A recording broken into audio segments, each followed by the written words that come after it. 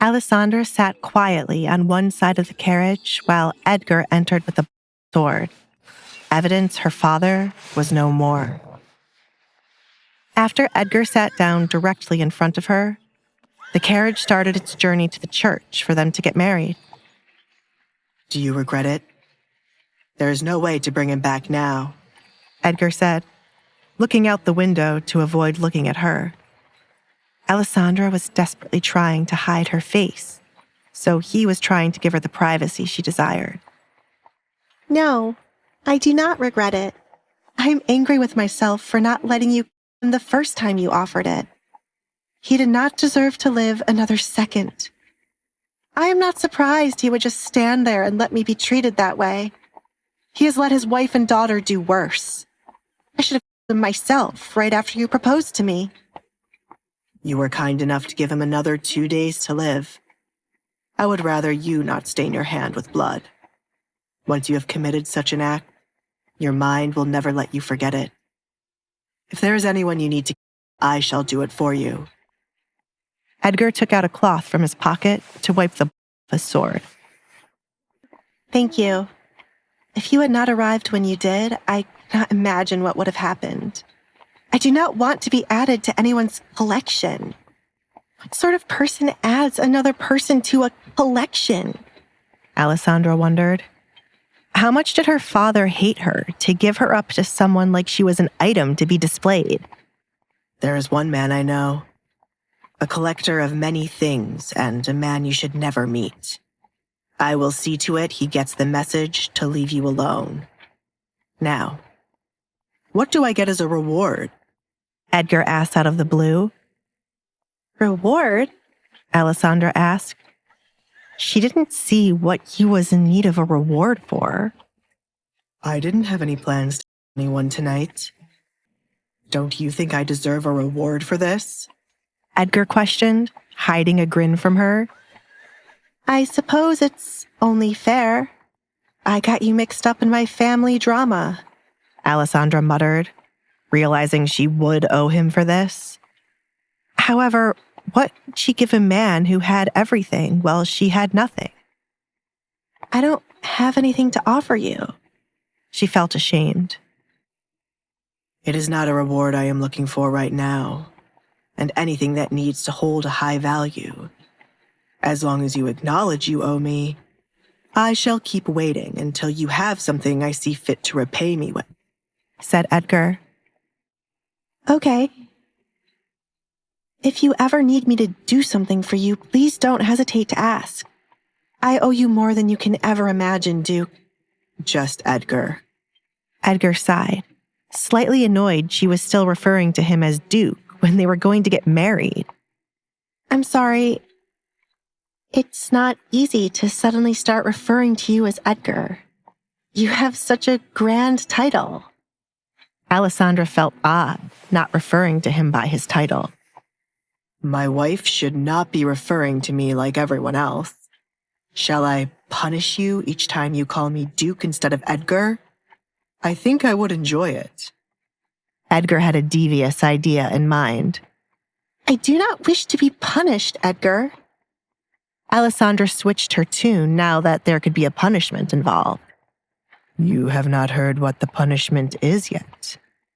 I think you might enjoy what I have in mind. Alessandra blinked twice, then chuckled when she realized what he was insinuating. I can see why so many young women are charmed by you. Edgar was highly amused by her reaction. Depending on who he spoke to, he would either receive a flustered look or one full of... Instead, Alessandra found his words to be funny. Are you aware you and I will be sleeping in the same bed? I don't think you'll find it funny then. I am fully aware since it is a condition in the contract. But that is not what I was laughing at. You are a man who speaks his mind, not caring how others might view you. I heard you lifted the Baron in the air at his party. I wish I could have been there to see it. Alessandra pictured how embarrassed her father must have felt. Considering he is now dead, I cannot show you it unless you are into that kind of thing.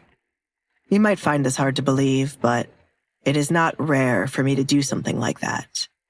High society is full of pests, which is why I hardly like to socialize.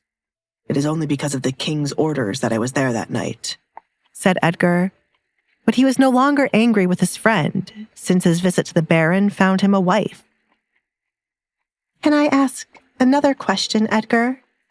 Alessandra asked, glancing at Edgar from beneath the coat covering her head. "Our conversation has been going so pleasant, I didn't think you would need to ask if you could throw a question my way. How wrong of me to assume we were becoming close." "I'm sorry. It is a habit I will need to grow out of. It's just that, why haven't you asked me to show you my face?" Alessandra wouldn't mind it, considering he should see the face of the woman he was marrying.